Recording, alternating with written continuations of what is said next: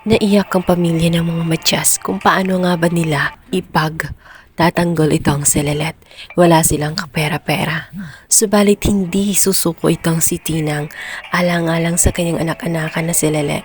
Tinatur niya ito na parang totoong anak kung kaya't gagawin niya ang lahat kagaya ng isang tunay na ina. Kahit na lunukin niya ang kanyang pride.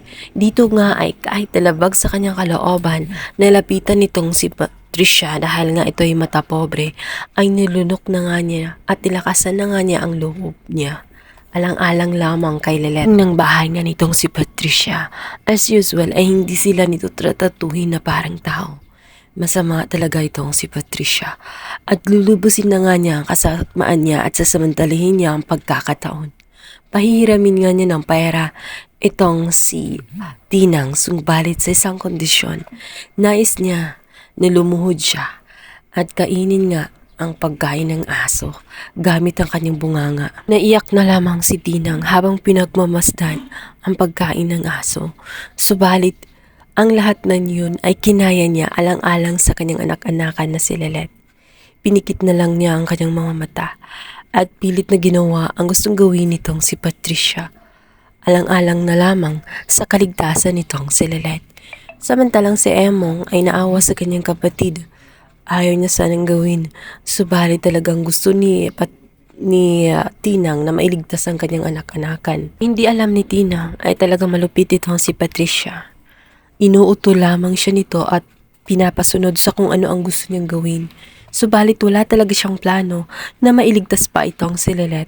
Ginusto pa nga niya na tuluyan na nga itong mawala. Dahil para sa kanya, sagabal si Lelet sa kanyang pamilya, lalong itong si Ramir ay mahal na mahal din itong si Lelet. Itinuring ni Ramir na anak talaga na totoo. Hindi lang bastarda ang tingin niya dito. Hindi yun matanggap ni Patricia. Kahit sa pamana ay ayaw niya na makihati si Lelet kay Trixie. Gusto niya ang lahat-lahat ay mapunta lamang kay Trixie. Kabilang banda, doon naman sa part ng mga masasamang tao, habang nakatali nga itong si Lelet at ito nga si Mauredet, ay abala naman sa paglalaro ang nagbabantay sa kanila, kung kaya't nakahanap sila ng pagkakataon upang makawala sa mga tali. Sinubukan ni Mauredet ang abot ng kanyang makakaya, kailangan meron silang gawin bago pa man tuluyang mawala ang kanilang mga buhay dahil natitiyak niya na kahit bigyan pa ito ng pera itong si Sally ay wala pa rin kasiguraduhan na pakakawalan nga sila ng buhay kung kaya't kailangan nilang kumilos. At hindi naman nagkamali itong si Mauredet. Natanggal niya ang mga tali at agad-agad kinalagaan itong si Lelet. Nagsitakbuhan na sila, subalit itong si Lelet dahil sa sobrang liit nga niya ay napatid nga niya ang mga bote na siyang dahilan kung bakit na-alarma ang tagabantay at agad naman silang pinaghahabol. Kahit hapong-hapon na sila sa pagtatakbo ay ginagawa pa rin nila ang lahat ng kanilang makakaya nang sa ganun ay makalayo lamang sa mga ito. Subalit sa dami ng nagbantay sa kanila 3 tao ay naharang sila sa kaduluduluhan ng pinto. At wala silang option kundi itaas ang kanilang mga kamay bago pa man sila tuluyan na mapatay nito dahil may hawak-hawak nga ito na baril. Ngunit nakahawak ng tiyempo itong si Mauredet, sinubukan niyang makipaglaban at sinabihan nga niya itong si Lelet na tumakbo na lang at iligtas na ang kanyang sarili.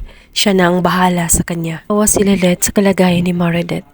Parang gusto niyang tumakbo ngunit nililingon niya itong si Mauredet dahil baka kung anong mangyari. Ngunit pinili na lang niya na magpatuloy sa pagtakbo nang sa ganun makasaklolo din siya. Subalit magugulantang itong si Lelet dahil maya-maya maririnig nga niya ang putok ng baril kung saan merong nabaril. Tuluyan kaya na mamatay itong si Mauredet. Mamaalam nga ba siya?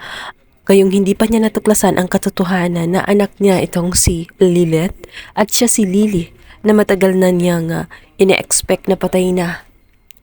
At dito nga'y matagal na siyang nangungulila. Kaya ng pagkakataon nitong si Lelet na tuluyang makatakas mula sa masasamang tao at mailigtas ang kanyang sarili. Paano kaya ang mangyayari dito kay Mauredet? Dito nga kaya matutuklasan? Dahil madadala nga siya sa ospital at mangangailangan ng pagsali ng dugo. Dito nga kaya nila matutuklasan ang katotohanan ang totoong pagkatao ni Mardet at itong si Lilet. Abangan! Subscribe guys! Thank you!